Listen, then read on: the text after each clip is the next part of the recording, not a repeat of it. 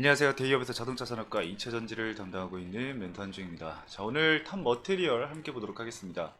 탑 머티리얼 관련해서 오늘 기사가 하나 나왔는데 기사에 같이 거론된 타사는 주가가 좀 상승을 하고 있는데 탑 멀티리얼은 좀 부진한 모습을 보여주고 있습니다. 물론 뭐 주가가 떨어지거나 한 거는 아닌데 그래도 타사 대비해서 주가 상승이 좀 미비한 모습을 보여주고 있는데 간단하게 먼저 좀 말씀을 드려보면은 과거 동일 재료로 인해서 시장 미분각 가능성이 있다고 볼 수 있습니다.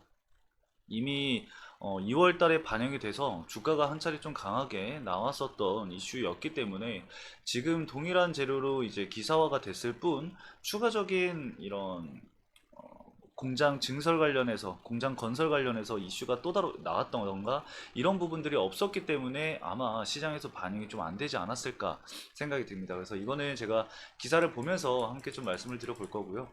그리고 LFP 관련해서 탑 멀티리얼 현재 상황을 제가 공시를 함께 보면서 여러분들에게 함께 말씀을 드려보는 시간 가져볼 테니까 영상 천천히 시청해 주시면 감사하겠습니다. 영상을 보시고 도움이 되셨다라고 한다면 좋아요 한 번씩만 부탁드리겠습니다. 자, 그럼 본격적으로 탑 멀티리얼 함께 볼게요. 먼저 오늘 나온 기사를 좀 같이 보도록 하겠습니다. 더일렉에서 이제 기사가 올라온 거고 LFP 소재 배터리 국산화에 뛰어드는 장비사라고 하면서 이제 탑 멀티리얼과 그리고 PNT 등을 언급을 진행을 했습니다. 국내 배터리 장비 업체들이 이 리튬 인산철 LFP 배터리 국산화에 도전을 진행을 하는데 그간 국내 배터리 기업들이 이제 3원계를 보통 제작을 했었는데 이 LFP 배터리 즉 가격적인 부분에 있어서 경쟁력이 심화되다 보니까 LFP에도 또 급하게 진행을 하게 됐죠. 그래서 뒤늦게 국내 배터리 기업들도 LFP 배터리 개발을 시작을 했는데 동시에 탑 머티리얼과 그리고 PNT 등 장비 업체들도 LFP 배터리 국내 양산에 뛰어들었다라고 합니다. 그래서 밑에 좀 내용을 살펴보면은 21일 업계에 따르면 국내 장비 기업인 탑 멀티리얼과 PNT 등이 LFP 배터리 국산화를 위해서 공장 신설을 추진하고 있다라고 하는데 탑 멀티리얼이 141억 원을 투자를 해서 LFP 양극재 공장을 건설을 하는 거에 대해서는 사실 이미 나왔던 부분이에요. 그렇죠? 동일하게 이제 나왔던 부분이기 때문에 사실 새롭게 시장에서 반영이 될 만한 이슈는 아니었다라고도 볼 수가 있겠죠. 탑 멀티리얼은 2025년도 2분기 이내에 LFP 양극재를 양산할 계획이다라고 하죠. 자, 우선은 그거를 아셔야 될 게 지금 이 탑 멀티리얼 같은 경우는 이 LFP 양극재를 개발을 완료를 했습니다, 여러분들. 개발은 현재 완료가 된 상황이고 양산 계획이 2025년도 2분기다라고 보시면 될 것 같습니다. 그래서 해당 부분 참고해 주시면 좋을 것 같고요. 이전 본사의 양극재 생산 파일럿 라인을 보유를 하고 있고요. 이 마더 라인은 평택 브레인시티 부지에 구축을 할 예정이라고 합니다. 이를 위해서 회사가 지난 2월 달에 141억 원 말씀드렸죠. 이미 6월 달에 나온 이 설비 투자를 진행한 바 있다라고 얘기가 나와 있고 공장의 연간 생산 능력은 3,000톤의 규모이며 연내 완공될 예정이다 라고 합니다. 일단 뭐 완공은 연내 진행이 되고 양산 자체는 2025년도 2분기에 본격적으로 진행이 될 것이다 라고 얘기를 하는 것 같아요. 뭐 1분기 동안은 뭐 초기 이제 생산 물량을 가지고 테스트도 진행을 하고 이렇게 진행을 할 것 같고 본격적인 양산은 2분기다 정도로만 알고 계시면 될 것 같습니다. PNT 관련해서는 좀 넘어가도록 하겠습니다. 자, 그리고 중요하게 봐야 될 부분이 바로 이 두 번째 부분인데 이 두 회사 모두 LFP 소재 배터리 양산을 통해서 에너지 저장 장치 ESS 에너지 스토리지 시스템이죠.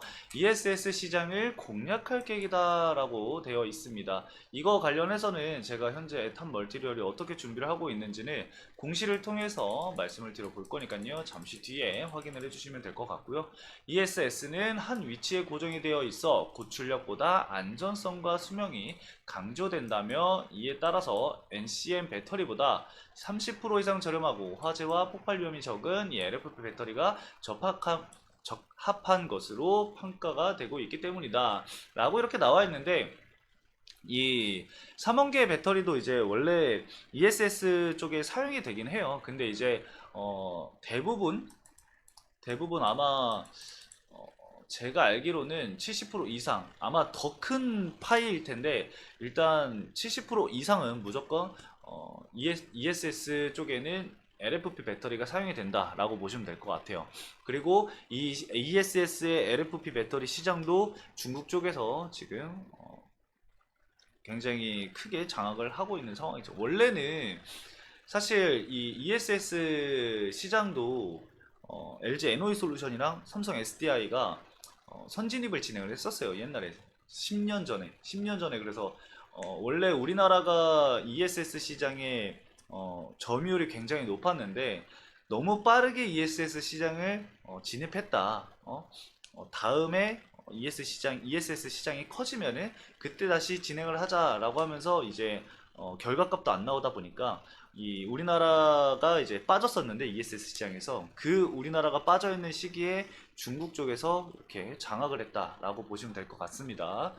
자, 그래서 어쨌든 LFP 배터리를 개발을 하게 되면은 결과적으로 기술력은 사실 국내의 이 기업들이 더욱더 뛰어나기 때문에 국내 기업들이 이 LFP 배터리를 개발을 하게 되면은 아마 그 점유율을 조금씩 가져오지 않을까 생각이 들고 있고요. 그리고 그 미국 쪽도 그렇고 유럽 쪽도 그렇고 중국을 현재 견제하고 있는 상황이기 때문에 그 틈을 노려본다라고 한다면은 점유율 자체를 빠르게 가져올 수 있지 않을까 생각이 듭니다. 그래서 해당 내용을 참고를 좀 해주시면 좋을 것 같고요.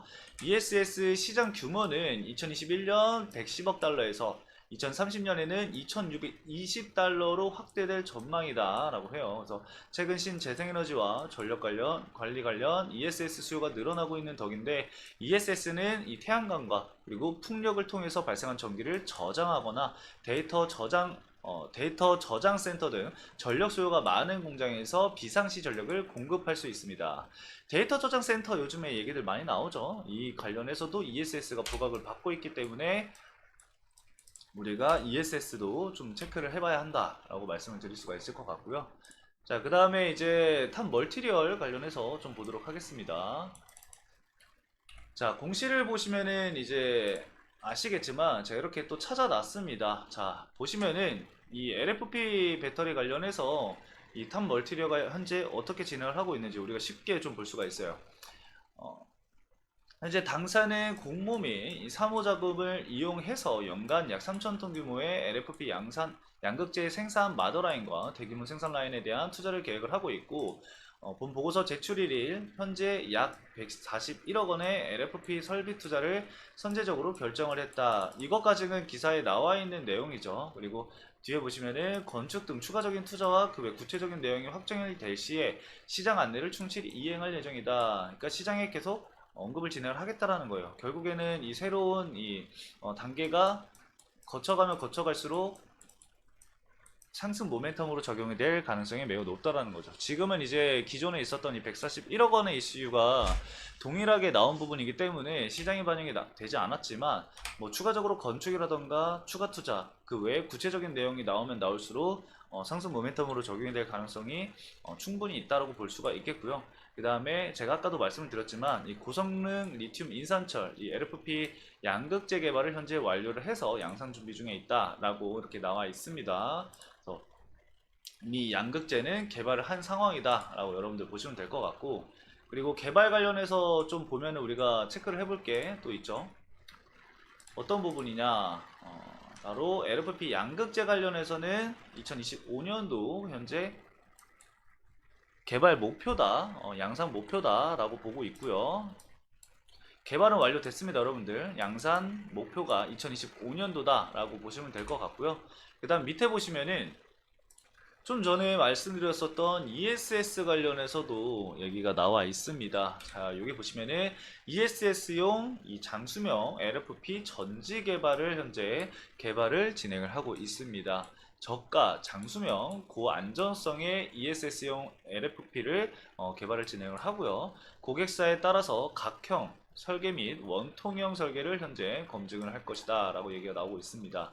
LFP 설계와 그리고 전극 공정성 확보, 그리고 LFP 셀 특성 평가와 그리고 성능 검증을 진행을 할 것이고, 설계 조건 등을 완화하고 생산성을 높인 ESS용 LFP 셀 개발을 진행을 할 것이다 라고 합니다. 그래서 해당 내용 있어서 추가적으로 뭔가 결과가 나온다고 한다면은 시장에도 분명히 상승 모멘텀으로 적용이 될 수 있는 부분이다 라고 말씀을 드릴 수가 있겠습니다.